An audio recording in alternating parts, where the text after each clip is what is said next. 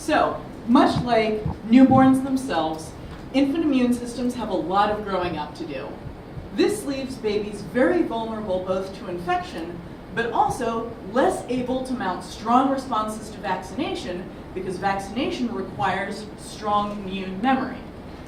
Because of this, even though vaccination is the most effective way to prevent infection with influenza, there's currently no vaccine available for infants under 6 months of age.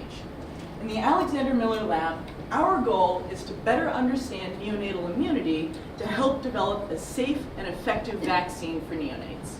We do this using a non-human primate model of influenza vaccination and infection to more closely mimic the physiology of human infants.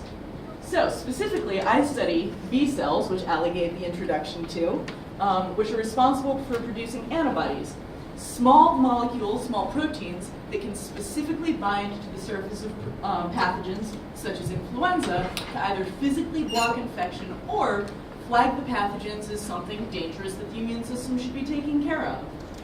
In particular, I look at the antibody response to a protein called hemagglutinin on the surface of flu, which is this kind of lollipop-looking structure on the surface of the virus. It's the most prevalent protein on the virus, and it also mediates viral entry into the cell.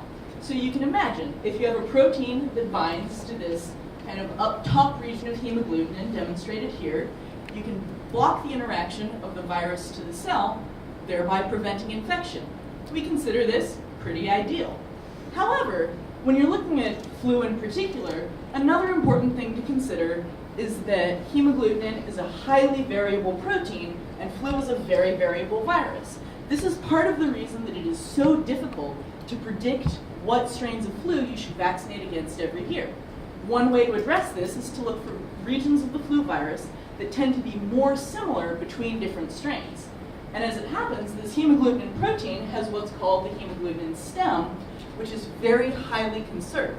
And the idea is that if you can target this stem region, you can target more strains of virus. Unfortunately, antibodies to stem are typically considered difficult to get in vaccination.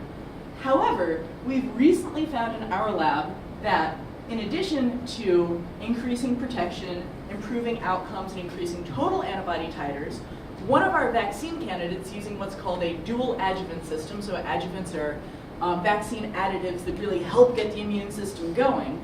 By using one of these, we can increase the anti-stem response to get a really good, strong, robust response. And this is very exciting.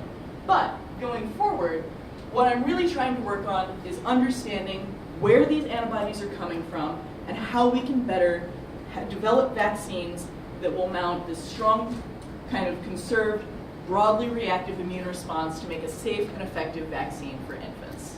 Thank you.